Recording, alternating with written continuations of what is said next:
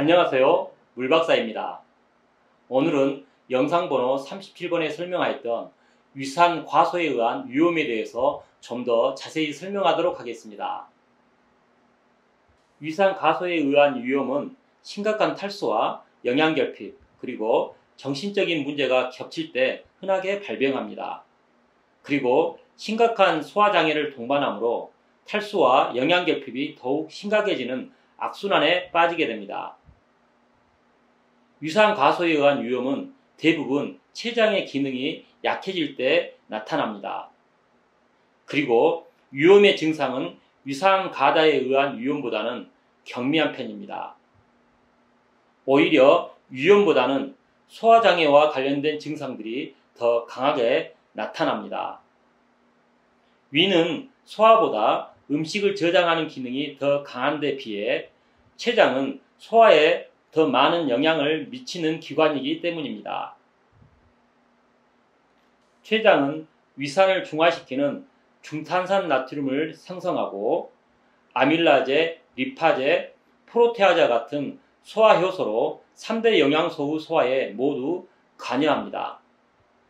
이와 같은 췌장의 기능이 없다면 위에서 어느 정도 소화된 위 내용물이 장으로 내려갈 수 없고 소장의 소화력도 기대할 수 없을 것입니다. 그렇다면 췌장의 소화액에 대해 좀 더 자세히 알아보도록 하겠습니다. 췌장의 외분비는 소화액을 분비하는 것이고 내분비는 당 조절에 관여하는 인슐린과 글루카곤을 분비하게 됩니다. 오늘은 췌장의 외분비에 대해서만 설명하도록 하겠습니다. 췌장의 외분비를 담당하는 조직은 선방세포와 관세포로 이루어져 있습니다. 선방세포는 소화효소를, 관세포는 수용성 중탄산 나트륨 용액을 분비합니다. 이와 같은 소화액이 하루 약 1.5리터 정도 분비되는 것이 정상입니다. 췌장 소화액의 원료는 효소를 만드는 단백질, 그리고 중탄산 나트륨을 만드는 소금, 물, 이산화탄소입니다. 효소는 아미노산으로 중탄산 나트륨은 소금과 물 그리고 이산화탄소로 만들어지기 때문입니다. 이들 원료 중 반드시 섭취해야 하는 것이 단백질과 소금입니다. 단백질과 소금은 체내에서 절대 만들 수 없는 물질이기 때문입니다. 물은 섭취하지 않아도 대사수로서 생성됩니다. 하지만 몸에서 필요한 수분은 대사수보다 많기 때문에 체내 나트륨에 비례하여 마셔야 할 것입니다. 이산화탄소는 전적으로 대사 과정 중에 우리 몸에서 생성되기 때문에 의지적인 노력이 전혀 필요치 않는 물질입니다. 그러므로 췌장의 소화액 분비가 잘 되도록 하기 위해서는 단백질의 주요 공급원인 육류, 그리고 소금과 물을 잘 섭취해야 할 것입니다. 그런데 현재 주류 의학계와 이에 동조하는 정부는 매스컴을 활용하여 소금 섭취를 크게 제한하고 있습니다. 그리고 대중들은 아무 의심 없이 저염 캠페인을 따르고 있습니다. 그래서 현재 우리나라의 일일 염분 섭취량은 소금 섭취를 제한하지 않던 과거에 비해 약 3분의 1 정도로 줄었다고 합니다. 이런 현실에 더해 체내 나트륨 배출을 증가시키는 의도적인 물 마시기, 음주, 커피 마시기 등으로 인해 체내 나트륨 고갈이 심각한 사람이 크게 증가하고 있습니다. 이 결과 췌장에서 만들어지는 소화액 중 매우 중요한 중탄산 나트륨의 생성도 크게 부족해지고 있습니다. 더군다나 소금과 물로 만들어지는 위산 분비도 감소한 상태가 되기 때문에 위에서의 소화력도 크게 약화될 것입니다. 이렇게 췌장에서 만들어지는 소화액이 부족하고 위산에 의한 소화력이 떨어지게 되면 위의 끝부분에 존재하는 유문 간략근이 유연되지 않아 유문이 개방되지 않습니다. 이것은 위산에 의한 장의 손상을 예방하기 위함입니다. 결과적으로 위 내용물이 위에 오랫동안 정체되면서 다양한 증상을 유발하게 됩니다. 앞선 영상에서 설명하였듯이 위산 분비 가소에 의해서 생기는 위염과 관련된 증상이 나타납니다. 하지만 위염보다 더 힘든 것은 위 내용물이 위에 정체되면서 생기는 체하는 증상이나 역류입니다. 그렇다면 어떤 원리에 의해서 체하는 증상이나 역류가 생기는 것일까요? 췌장의 소화액 분비가 줄어들수록 위 내용물이 위에 정체하는 시간도 길어집니다.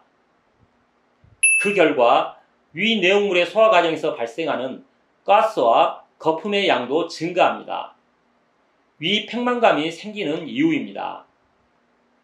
따라서 더부룩함을 느끼게 될 것입니다. 만약 위 용량을 초과할 정도로 가스와 거품 생성이 증가하면 인체는 위와 식도 사이에 있는 분문 관략근을 이완하게 됩니다. 가스는 가벼워서 위로 올라가는 성질이 있고 위산이 역류하여 식도나 구강 점막을 손상시키더라도 소장과 대장의 손상보다는 생존에 덜 위험하기 때문입니다. 하지만 식도는 장과 마찬가지로 위산을 방어할 수 있는 능력이 없습니다. 그래서 위산의 역류가 심해질수록 식도 점막은 위산에 의한 손상을 받게 되고 염증이 생깁니다. 이것을 역류성 식도염이라고 합니다.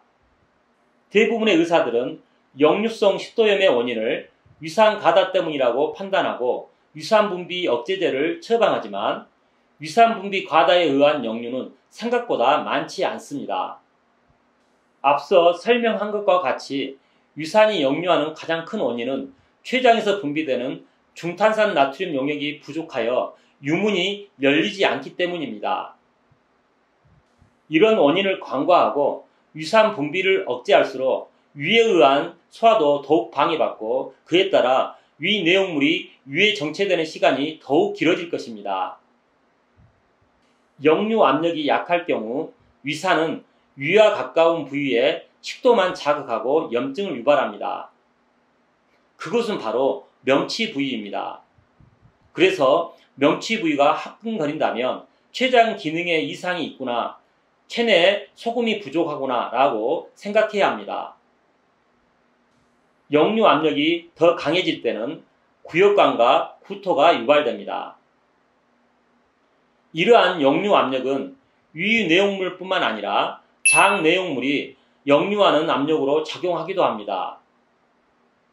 구토는 위의 움직임보다 횡격막과 복근의 힘을 이용하기 때문입니다. 역류 압력이 워낙 강해서 소장 내용물이 위나 구강으로 역류하는 과정 중 소장에서 정상적으로 존재하는 미생물이 위쪽으로 올라올 수 있습니다. 그러한 대표적인 균이 헤리코박터 파이어리 균입니다. 만약 위산 분비가 잘 되는 사람이라면 위에 헤리코박터균이 있더라도 염산에 의해 살균될 것입니다. 하지만 위산 분비가 적을 경우 헤리코박터균이 생존할 가능성이 높아집니다. 위산에 의한 살균작용을 할 수 없기 때문입니다. 이런 생리적인 원인 때문에 위에서도 헤리코박터균이 발견될 수 있는 것입니다. 헤리코박터균은 위암을 유발하는 원인 중 하나라고 합니다. 하지만 헤리코박터균이 직접적으로 위암을 유발하는 것이 아닙니다.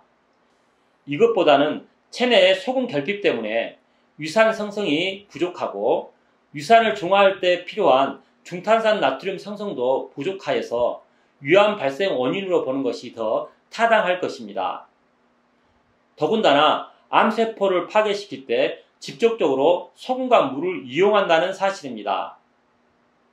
따라서 헤리코박터가 위에 존재하고 위암이 발생하는 근본 원인은 소금 부족 때문이라고 판단해야 합니다. 의료 시스템이 발달하지 않았던 과거에 음식을 먹고 체하게 되면 병원이나 약국을 가지 못하고 구멍가게로 갔던 어른들이 많았습니다. 그것은 소다를 사기 위함이었습니다. 소다를 일정량 먹게 되면 체하는 증상이 크게 호전되었던 경험 때문입니다. 소다가 바로 중탄산 나트륨입니다. 췌장에서 분비되는 중탄산 나트륨 결핍에 의해 생긴 체하는 증상이니 소다가 좋은 약이 될 수 있었던 것입니다. 그런데 위에서는 위산에 의한 소화가 매우 중요합니다. 만약 소다를 먹게 되면 위에서 곧바로 위산을 중화하게 됩니다. 이것은 음식이 십이지장으로 잘 내려갈 수 있는 조건은 충족시키지만 위의 소화작용을 방해하기 때문에 꼭 좋은 방법은 아닙니다. 더군다나 췌장에서 분비되는 효소가 부족한 상태에서 위 내용물이 십이지장으로 내려보내지면 소장의 소화에 문제가 생깁니다. 그렇기 때문에 체하는 증상 때문에 흉통과 복통이 너무 심할 때는 소다를 복용하는 것도 고려해 볼 수 있으나 가능하면 췌장의 기능이 정상적으로 회복될 수 있도록 하는 것이 좋습니다. 그 방법으로 가장 좋은 치료법이 생리식염수를 수액받는 것입니다. 그리고 평소 소화가 어느 정도 될 때 소금과 단백질 섭취를 잘 하도록 힘써야 할 것입니다. 음식을 조금만 섭취해도 잘 체하고 역류하는 사람들은 저체중, 무기력, 불면, 불안에 시달릴 가능성이 매우 높습니다. 이러한 사람은 대부분 소화가 어느 정도 될 때 과식을 하는 경향이 있습니다. 그것은 체력을 빨리 회복시키고자 하는 욕망 때문입니다. 하지만 위와 췌장의 기능이 잘 되지 않는 사람들이 과식을 하게 되면 소화장애가 더욱 심해지고 그에 따라 더욱 불안감은 증가할 수밖에 없습니다. 그렇기 때문에 위산 과소에 의한 위염이나 체하는 증상, 역류성 식도염이 있는 사람들은 가능하면 과식을 하지 않는 것이 매우 중요합니다. 과식은 절대적인 양으로 평가할 수가 없습니다. 자신의 소화력보다 더 많이 먹는 것이 과식인 것입니다. 소화력이 약한 사람들이 반 공기 이하를 먹었음에도 소화가 잘 안 된다면 그 양이 바로 과식하는 양이 됩니다. 과식을 예방하고 소화가 잘 되게 하는 방법은 아주 간단합니다. 그것은 소화가 잘 되는 음식을 소화가 되는 만큼만 먹는 것입니다. 소화가 잘 되는 음식은 정제된 곡물과 단백질이 풍부한 육류입니다. 채소나 과일은 상부 소화기관에서 소화가 잘 안 되기 때문에 소화장애가 있는 사람은 가능하면 채소와 과일 섭취를 줄여야 할 것입니다. 소화에 가장 큰 문제가 되는 것은 음식에 소금이 부족하기 때문입니다. 체하는 증상이나 역류가 있는 사람들은 반드시 소금 섭취량을 더 늘려야 합니다. 그러므로 췌장의 기능이 약해서 소화가 잘 되지 않는 사람들은 소화가 잘 되는 흰 곡물과 적당한 고기 그리고 반찬을 최대한 짜게 요리하고 그것을 소화가 되는 만큼 최대한 나눠 먹는 것입니다. 식사 횟수는 반드시 3회 이상을 하는 것이 좋습니다. 소화가 금방 될 수 있는 적은 양을 먹게 되면 소화가 빨리 되고 배고픔도 빨리 생깁니다. 배고플 때마다 음식을 섭취하게 되면 체력을 어느 정도 회복할 수 있고 살도 찌울 수가 있습니다. 이렇게 되면 보통 사람처럼 식사 횟수를 3회 정도로 맞출 수 있도록 몸이 변화될 것입니다. 췌장 기능을 건강하게 유지하는 식사법도 영상 번호 37번에서 설명하였던 식습관과 크게 다르지 않습니다. 그래서 이 영상을 보시는 분들은 반드시 영상 번호 37번을 다시 한번 시청하기 바랍니다. 췌장은 당 조절에도 매우 중요한 기관입니다. 체하는 증상과 역류성 식도염이 있는 사람들은 대부분 정신적으로 매우 긴장된 상태를 유지하고 있을 것입니다. 정신은 많은 포도당을 에너지원으로 소비합니다. 이 결과 췌장은 당 조절을 위해서도 매우 분주하게 일을 해야 됩니다. 이것도 췌장의 소화액 분비를 감소시키는 이유가 됩니다.